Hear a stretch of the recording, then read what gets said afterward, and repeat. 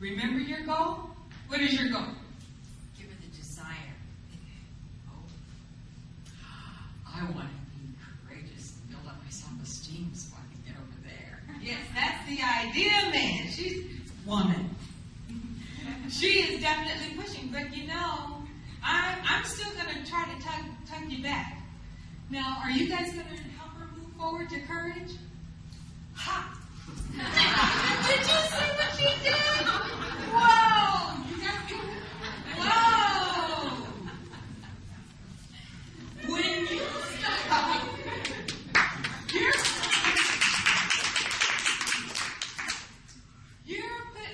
basically, she is putting me in my place. She is telling me that there is absolutely no room for the negative. But let's also talk a little bit about what she did. Candy, I was holding self-esteem very tight.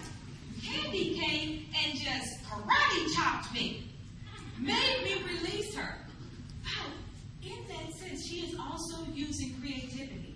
Because although I was holding tight, holding firm, she's thinking, okay, break that attention. Interrupt that thought.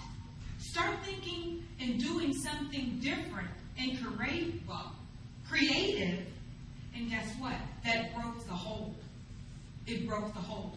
When I was, having my little pity party because I had to retrain myself on how to use the right side of my body. Maurice was 4 years old at the time. He wanted me to color, and that was something we used to do. But since I couldn't hold a crayon, I was extremely upset and frustrated with it.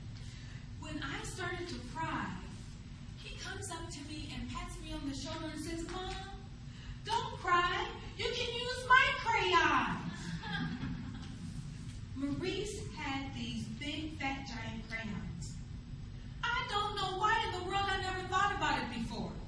Use the crayon to practice muscle memory in my right hand, and why not pick up a pen in my left and learn how to write with that?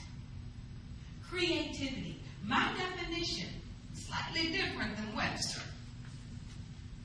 My definition of creativity is alternative solutions are present and they are within reach.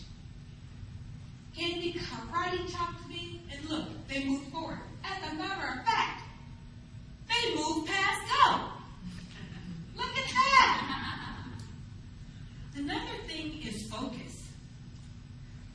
They did not simply concentrate on the negative words that I was saying.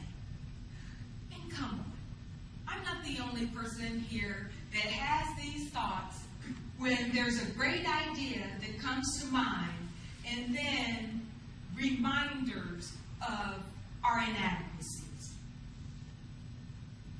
Am I the only one? Am I kind of crazy? Okay. Sometimes it's more like a wrestling match. Yes, it is. A tug of war. But you have to, let's put this in perspective. I want you to notice. I'm the negative voice, right? How many positive voices do we see here? Are you positive? Yes. Are you positive? Absolutely. Without a doubt. Definitely. Totally. So with all the positive in mind, why is it so often we allow the negative voice to stand out? We allow the negative voice as the one that gets more time to speak and to play in our minds. This is why when we utilize our resiliency traits together, guess what? We aren't alone. They are supported by one another. Each of them standing together. Now here is the confidence factor. Because when you have desire and hope, and they birth the idea is so persuasive with self-esteem that they're actually willing to take initiative, to take a step forward. They start feeling a little better about themselves. instead of self-esteem being something real low, if they start building upon every success, regardless of how small it may be, then they start taking that deep breath in, holding the chest up, and confidence starts coming. The more confident they are, they start really focusing on what the goal is. You saw them way back here, and I asked, what's your goal? What's your goal? I asked more than one time because if we don't remember what our goal is, what it is that we are trying to accomplish, where we want to go, guess what? See the go sign way over there? And you see where I am? I haven't even started. Do you see the importance of moving forward? How you can take that next step? In humility.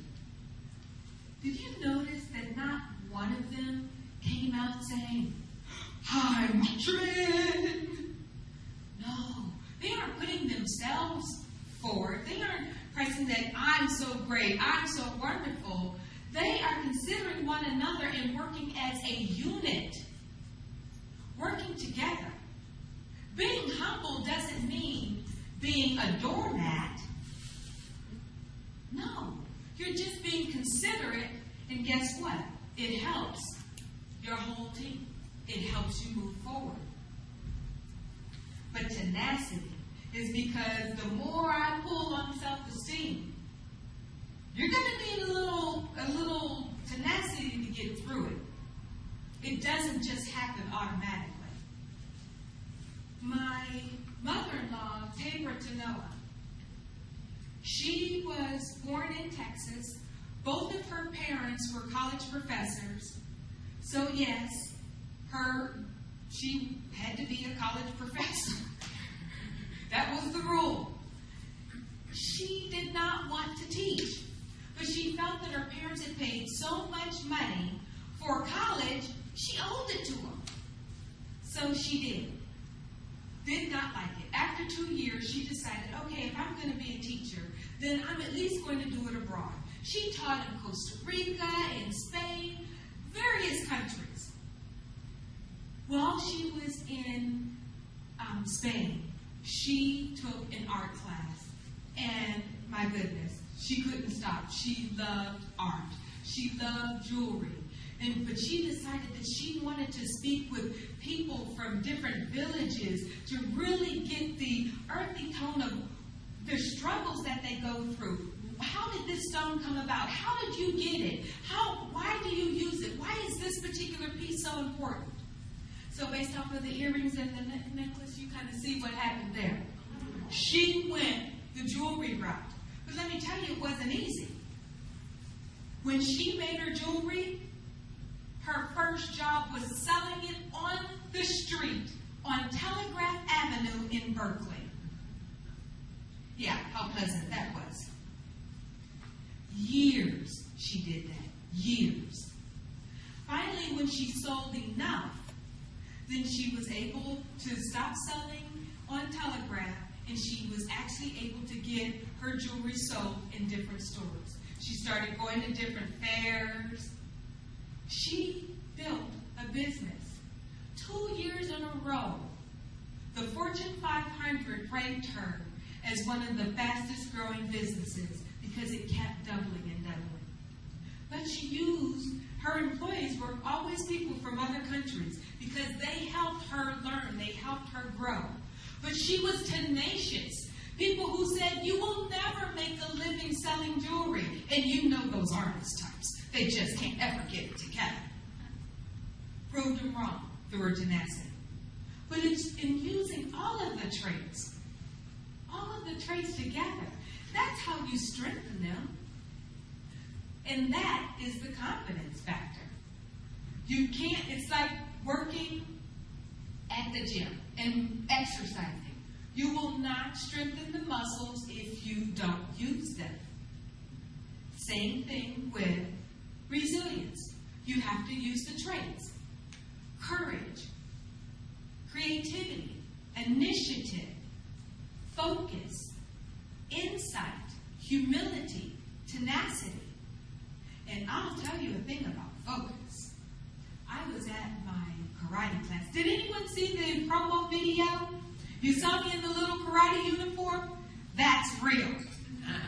The very first time I was getting a promotion, I did the test and I felt really good about it. Well, all of a sudden they start bringing out these boards. And it's like, oh, well, that must be for the, the higher ups, the colored belts. Next thing I know, they're calling my name. It's like, Karen who? I couldn't believe they were calling me. It's fuzzy. There's so much fuzz around it, and because we don't have clarity, we lose track. We are easily distracted. And because we're distracted, we don't have that focus. Let me just read you something that, of course, is in my book.